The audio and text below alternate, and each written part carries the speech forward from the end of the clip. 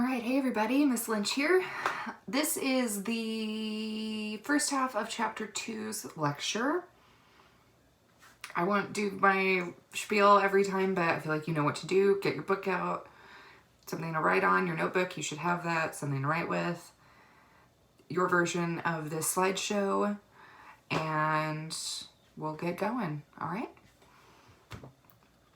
Okay, first things first, you will see this cover photo, or I said photo, well, not a photo at all. It's cover image. And the reason I put this up is because the version of the British colonial history that we always hear centers around the Thanksgiving story, which we'll get to. And it really presents an image kind of like this.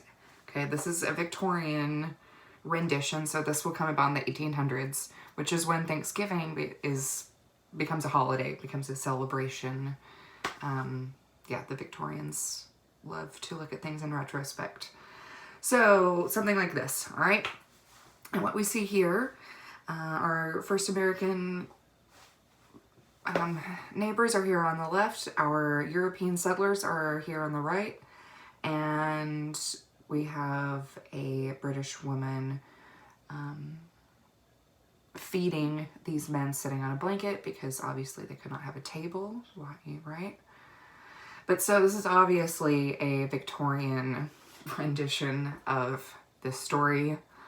And yeah, that's kind of where this starts. And we'll talk about how this image was not the reality of it, okay?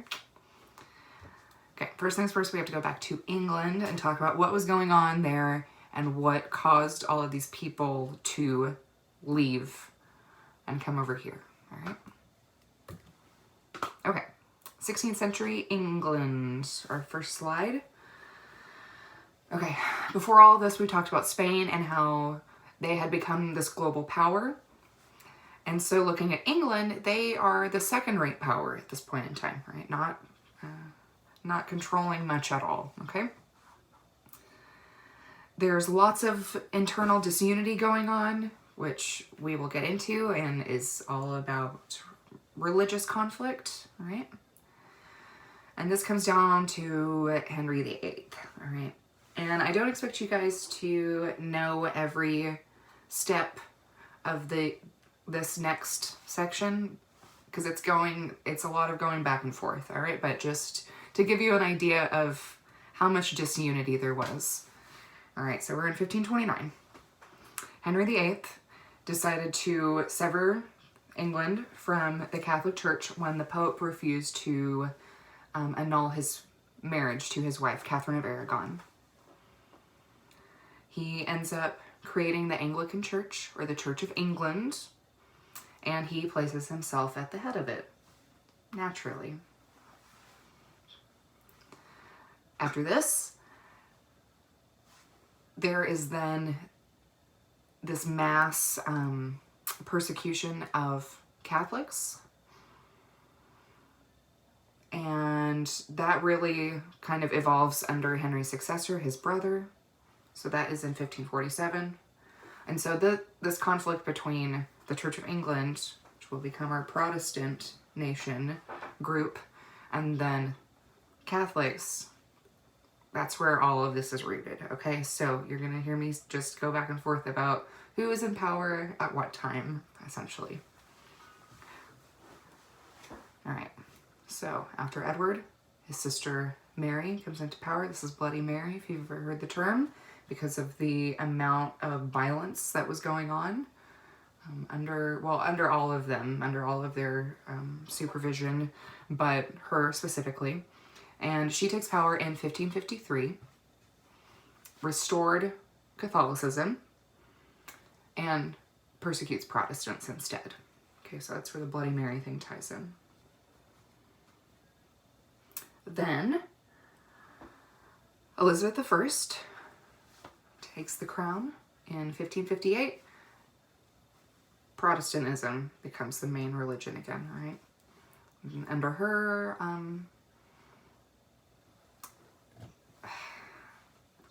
orders, she there are 100 Catholic priests that are executed. Okay, and yeah, so basically England faced this ongoing struggle to, like I said, just going back and forth, but there is this ongoing struggle to subdue Catholic Ireland, all right? Ireland is heavily Catholic, right? Trying to subdue that population, considered a threat to the Protestant church. And whenever Elizabeth comes into power, everyone really begins to look to this quote-unquote new world, okay? So look into North America. Okay.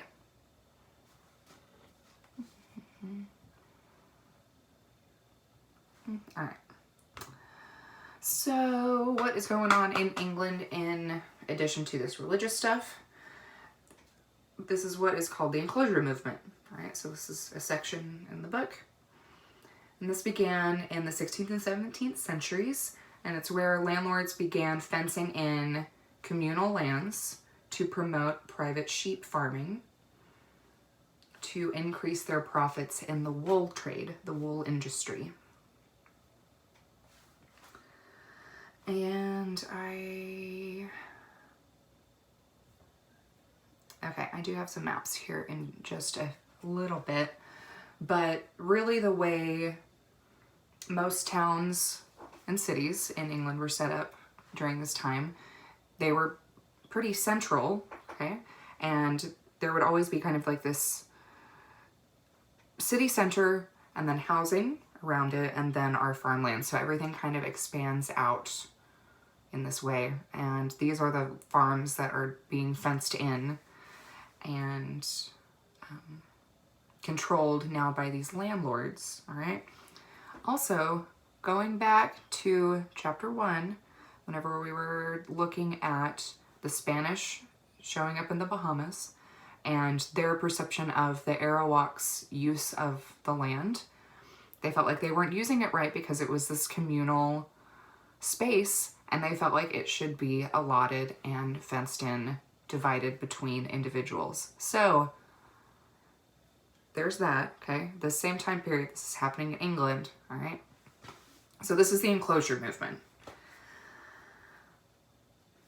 Whenever those communal lands go away, this cuts off a lot of resources for people, all right? Those were shared spaces, all right? And as a result, thousands begin flooding into cities. London, it's kind of the largest one, so to speak, but then others, obviously. Okay, so thousands begin flooding into our cities, working in textile factories, and this is done in terrible conditions. Basically, those were kind of, your only options, or you would be forced to beg. And if you found yourself in that situation, you could be punished. Either you could be whipped or you could even be hanged. And going along with that, the newest thing that they start doing is just encouraging people to leave. They just say, hey, we have all of this new space that you could go over and start a new life and do things for the greater good and be a contributing member of this new society. So they start encouraging people to just get out of Dodge, all right? And if you look in your book, I don't have the page number written down in front of me, but there's a copy of the actual advertisement. Let me see if I can just find it out so quickly.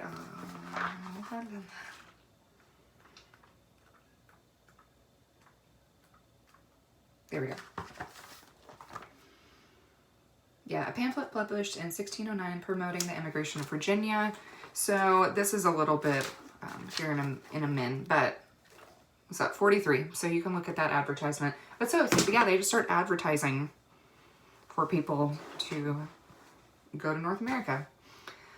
So going back to the Irish and Catholicism, they are heavily encouraged to go to North America. Yeah, they considered all of the land on this side of the pond to be surplus space. And with all those people that were flooding into cities, they were worried, and this, by they, I mean our officials, so to speak, and our merchant class, or our wealthy individuals, were worried about uprisings from the people coming in who were having their land taken away from them, not being able to get jobs. And so this was considered to be a solution to that. Okay. Like I said, this was considered a push for the greater good, which is the next slide. And yeah, like I said, whenever they were encouraged to go to America, this was because they were being told that they could be productive citizens, and that by establishing trade and all of this stuff in this new undiscovered place, that they could help contribute to the nation's wealth. And also, criminals could receive a second chance. That's how they looked at it. All right, this will also, which we'll hit on later, but be the same, in a lot of ways, the same logic that Australia is kind of set up. But so,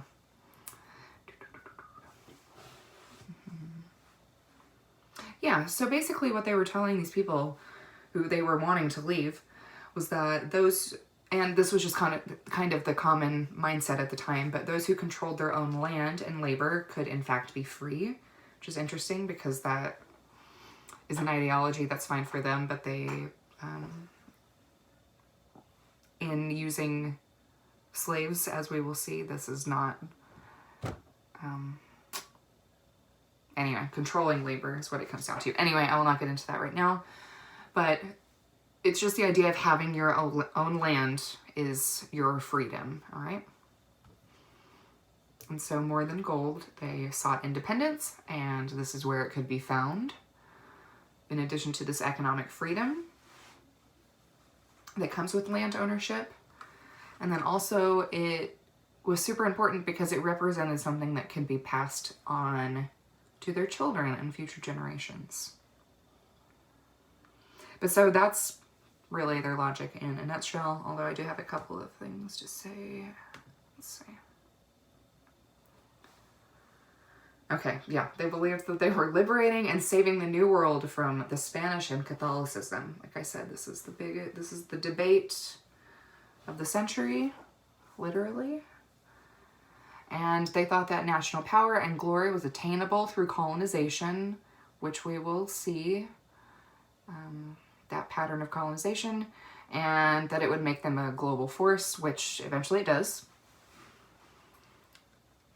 Okay, and then the last thing on this slide, which I kind of already said, they were introducing these new trade markets. So that was something that they were super excited about. And again, mostly interested in gold, all right? Now then, let us look at some of the specific groups coming over here, okay? So we start off with Sir Humphrey Gilbert and Sir Walter Raleigh. They were given the authority by the British Crown to establish colonies in North America as long as they paid for it, which they had the means to do, so they were very wealthy. And so Gilbert has a short-lived settlement in Newfoundland, so up in Canada, in 1582. And then Raleigh, he sends 5 ships with 100 colonists to an island off the coast of South Carolina, which I have a slide here. Oh. Yeah, let me go ahead and go to the next slide that says Roanoke, and we'll leave it there, and then we'll look at this map. Okay, so that's 1585. This settlement is consisting mostly of young men. That's how it will always be throughout, you know, pretty much anything we're going to talk about throughout this semester. Will always be young men going in first. And so this is the colony of Roanoke. It is run with a military-style leadership. And it only lasts a year to begin with before it's abandoned, and they return to England, all right? So, that same year, so 1586, a second group of 100 colonists arrive. This time it's mostly families. And do I have a note about that? No. Okay. Anyway, so this happens mostly families, and then a ship is sent in 1590 to send more supplies to check on them to see how it's going, and they find this empty colony. Yeah, and there are lots of theories about what happened to the lost colony of Roanoke, so you can get into all of that. I know that historians are kind of still uncovering things, and there are new documentary specials coming out that I definitely saw this last year over COVID with some theories that I had not heard before. So that's out there. It's kind of adopted within the, or it's been assumed that in the historical community that this colony of people were probably starving and were adopted in with the local indigenous community, which was the Lumbee people. There are documents of Lumbee children within the next couple of generations after this taking on features of these Europeans, particularly blue eyes is what I remember hearing about. Anyway, you can get into all of that. But so this is the lost colony of Roanoke. And after that, Raleigh pretty much, he's bankrupt. He lost all of his money in that. And I have a map written down here. A page number.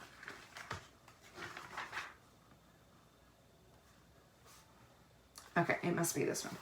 All right, so 48 if you're looking at the 5th edition, and 47 if you're in the 6th edition. Okay. But English settlement in the Chesapeake circa 1640. I just wanted you to see, because this is the area that we're talking about, all right? But actually, if you go to this next slide, this is a picture you can see at the bottom, Roanoke, and that's, you know, present-day North Carolina and then Virginia. Okay, let me just look at this map and see if I want to comment on anything real quick. I guess nothing specific, but keep this on hand just for the next couple moments. All right, looking back at that map again. All right, so that's the lost colony, Roanoke Island. And then the next,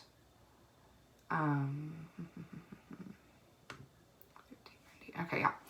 All right, so our next establishment is Jamestown.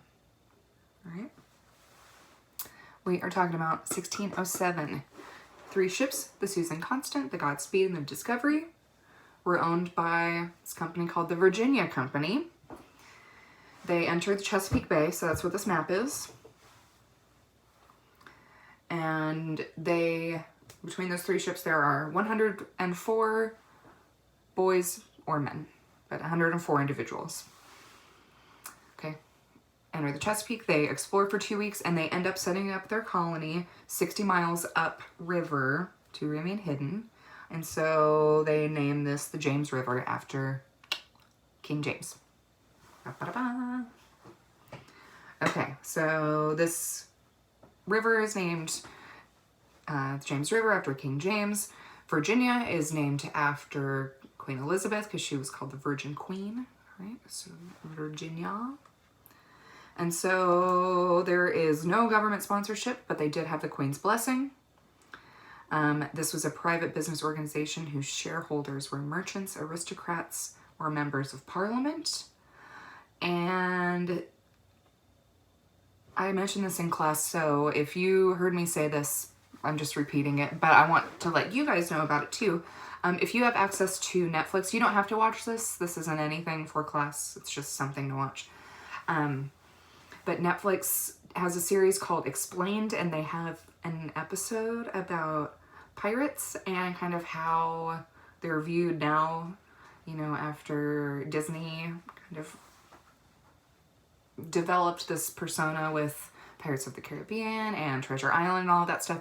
But it looks at actual people who were privateers. These were pirates. And these are the individuals who were involved with the Virginia Company and had the blessing of the Queen and got involved in the slave trade because they would commandeer these ships that have slaves and they would turn them in and get the reward for that. So there you go. But so if that's anything that you're interested in looking into further, either for your research or just for your own knowledge, I do recommend it. The series is very good. Every episode's about something totally different. And I think that's kind of, well, they all hit on history in a way or one way or another, but that's really the most historical one I saw. But anyway, so Explained on Netflix, and the history, or the episode's just called Pirates, I do believe. Anyway, so that is kind of their whole vibe. They have this blessing from the Queen, and yeah. All right, so setting up shop, the James River. Where am I? Okay, so let us look at this next slide. Still entitled Jamestown. Alrighty, so whenever they got there, and I think that this is something I've hit on a couple of times, but the main theme is that whenever Europeans arrived, people were here. Okay, that's always the thing. All right, so this area was already inhabited by between 15,000 and 20,000 people within the Powhatan community. So that's also what this map is about. All right, that just shows you. That's just. This doesn't go out too much further, but all of this land, it has people on it. So anyway, the green is just showing the English settlement. But like I said, so between 15 and 20,000 people. And all of these communities that we're seeing listed here, these kind of make up what is known, as you can see right here, is the Tidewater Confederacy. All right. So made up of 30 groups. And Jamestown ends up being our first permanent English settlement in our borders of what will eventually become the United States. Okay? Let's see. And then the last thing I'll kind of say about that is that of the Europeans that are showing up during this point in time, 2/3 of them were coming over as indentured servants, which is something I'll get into here in 1 second. But so 2/3 of these people are indentured servants. And you might be asking, what is indentured servitude? Well, glad you asked. Let's look at this next slide. Alrighty, indentured servitude was whenever someone voluntarily surrendered their freedom for usually between 5 to 7 years, could be less. And they did this in exchange for whoever they're going to be working for to pay their passage over to North America. This ends up being the way most people early on will get over here. All right. There's also a pretty high death rate amongst this population just because this is our poor, lower income group. And so some of the circumstances that they experience are harder physiologically. All right, indentured servants. They could be bought or sold. They couldn't marry unless they had permission by their owner. They were also subject to physical punishment. But unlike slavery, they were eventually released. Also, this was an agreement, all right? People went into this knowing that they were going to be in servitude, for 5 to 7 years, all right? So people consented to this is the main difference. Alrighty.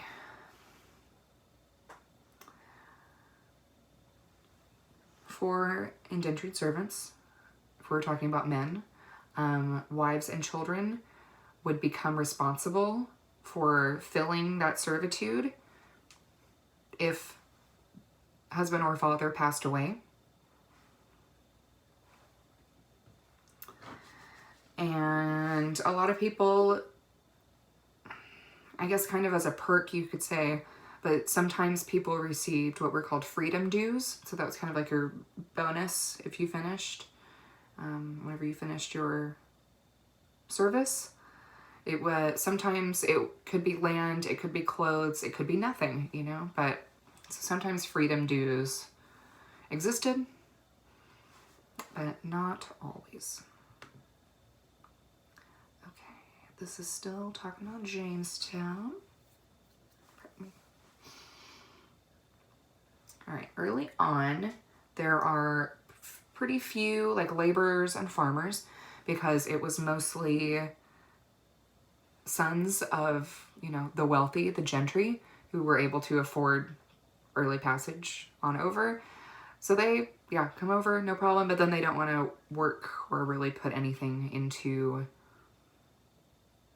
establishing, you know, either a home or their business or community. But anyway, so they didn't want to do the work. And they really had these expectations of being able to come over and get gold pretty easily. And so they wanted gold, they didn't want to farm.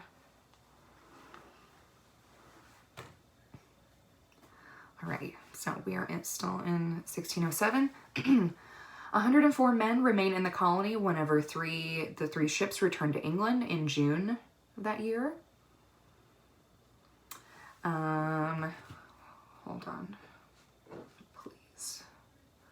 Okay, so by the end of the year, half of those men who stayed in the colony had died. Exposure, disease, starvation, right? And so the next year, 1608, there's a returning ship, and it brings the first two European women over. And actually there's a show, I don't remember where I watched it. I think it's on Amazon. But it's written by the same people who did Downton Abbey. And it's about, it like starts off with these women showing up. I don't remember what it's called. You can find it based on that information though. All right, so our first two women arrive, but men continue to outnumber women, pretty much 4 or 5 to 1 for the next 100 years, the next like 3 generations. And again, most people who came over were indentured servants, and this included women. Same rules applied. Again, they couldn't marry while they were doing their servitude. And so this creates kind of like this later marrying age altogether. And it creates, there's a bubble and where no births are happening, and there's a stunted population because of that. All right. The population is up to 400 by 1609. And I almost said summer. Wow, sorry. The winter of 1609 to 1610 is referred to as the starving time because everyone pretty much starved to death, and the population dropped to 65 people. So that was kind of almost the end of Jamestown. All right. After the starving time, everyone who's left abandons Jamestown. They're just like, we're out of here, okay? While they're sailing back to England, they are, I don't know the details of this, but they're somehow intercepted. I just imagine 2 ships in the ocean just somehow saying, hey, there you are. What's up? Don't leave. Come back. Let's just come back with us. We'll try it again, okay? So they're intercepted with 250 new colonists, a new governor, and supplies, right? So food and supplies. And those 65 go back. They return. And then this is whenever John Smith comes into the picture, all right? So, early leader, ruled with a military discipline. Forced labor was his style. He used martial law and organized work gangs. All right. He's kidnapped by the Powhatans and rescued by Chief Powhatan's daughter, Pocahontas. So this is the story of Pocahontas that I'm sure we all saw the Disneyfication of as children. So Smith then returned to England after he was hurt in an explosion, a gunpowder explosion. Okay, let's talk about Pocahontas a little bit. After that, she went on to act as an intermediary between the Powhatans and the Virginians. All right, so a liaison between these two communities. And she ended up marrying John Rolfe in 1614, converted to Christianity and took the Christian name Rebecca, and went with Rolfe back to England in 1616.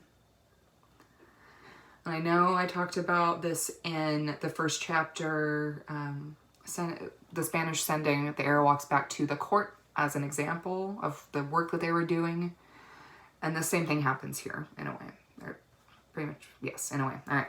So, Pocahontas is sent to the English court, and she becomes this sensation because she represents, the missionary success and harmony between Indigenous and European groups. All right, so she's the exception and not the rule, but she becomes this example. All right, and she's then on her way back to North America, and while she's on the ship, she was not very far into her journey. From what I remember, I think it was like 2 or 3 days, maybe even less than that. Very early on, she died. She died of disease. I don't know why I just wrote disease and not specifically.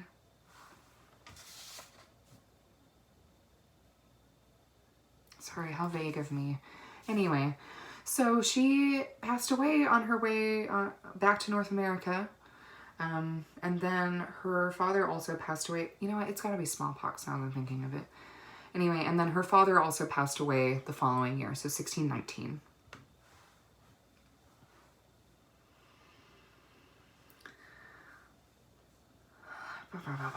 Alrighty. Just to look at the Powhatans just a little bit more to kind of address what their society was kind of like. Early on, they welcomed trade with our Europeans. They had things like cloth, metal kettles, iron, so axes and fish hooks. I should have written a note to myself. I'm losing my mind. So these are all of the things that were being traded from the European end. I apologize. All right.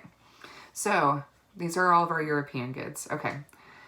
European metal goods then went on to change farming practices, which is something that we'll see, in addition to hunting. Okay, so weaponry will definitely change this. And also cooking. So Powhatan men devoted more time to hunting deer and beaver for fur trading. And eventually this kind of leads to overhunting and the decimation of animal populations.